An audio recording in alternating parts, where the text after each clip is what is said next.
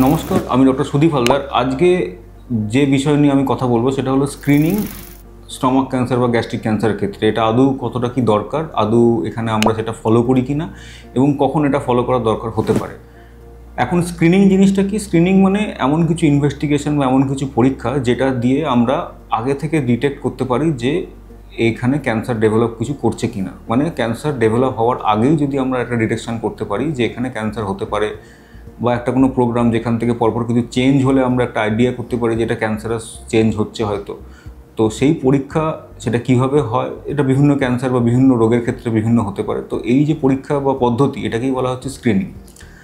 এখন Japan, south Korea এই ধরনের যে দেশগুলো আছে সেখানে স্টমাক ক্যান্সারের যে প্রবণতা বা ইনসিডেন্স বা প্রিভ্যালেন্স অনেক বেশি হওয়ার জন্য ওদের দেশে একটা রুটিন স্ক্রিনিং একটা থাকে, যেখানে যেহেতু এই ইনসিডেন্সটা খুব বেশি, সেক্ষেত্রে কিন্তু ওদের দেশের ক্ষেত্রে এটা খুব একটা জরুরি একটা ইনভেস্টিগেশন বা একটা স্ক্রিনিং ইনভেস্টিগেশন, যেখানে খুব আর্লি কেস ওরা ডায়াগনোসিস করে এবং সেক্ষেত্রে তার ট্রিটমেন্টটা সেরকম হয়।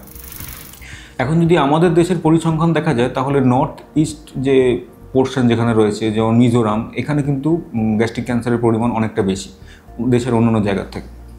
একই রকমভাবে হয়তো আরও অনেক যে জায়গা আমাদের কাছে যেরকম ডেটাগুলো আমরা যেখান থেকে পাই, বা এই বিভিন্ন রকম যে আমাদের স্ট্যাটিস্টিক্যাল যে ডেটা অ্যানালিসিস করার পরে দেখা যায় যে এই গ্যাস্ট্রিক ক্যান্সারটা কিন্তু বিভিন্ন জায়গায় একরকম নয়।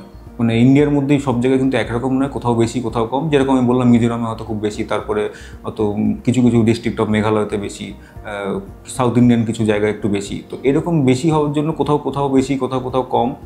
তো সেই কারণে ওভারঅল ইন্ডিয়াতে কোনো অ্যাজ সাচ স্ক্রিনিং প্রোগ্রাম নেই, যে বা অন্যান্য অনেক দেশেই এই স্ক্রিনিং প্রোগ্রামটা নেই, যেখানে স্টমাক ক্যান্সারটাকে আইডেন্টিফাই করার জন্য যে রুটিন এন্ডোস্কোপি বা এগুলো কিছু করা, যেটা অন্যান্য যেমন জাপান বা সাউথ কোরিয়াতে রয়েছে।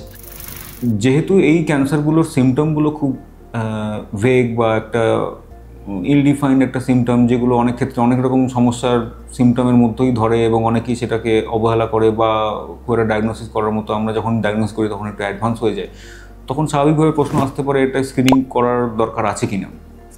কিন্তু যেহেতু যেটা বললাম যে এটা ডিপেন্ড করে যে একটা যে কোনো একটা কান্ট্রিতে যদি একটা কোনো স্ক্রিনিং সিস্টেম চালু করতে হয়, তার জন্য তার কতটা পরিমাণে সেই ক্যান্সারটা হচ্ছে বা তার প্রাদুর্ভাব কতটা এবং তার থেকে কি কি করা যেতে পারে।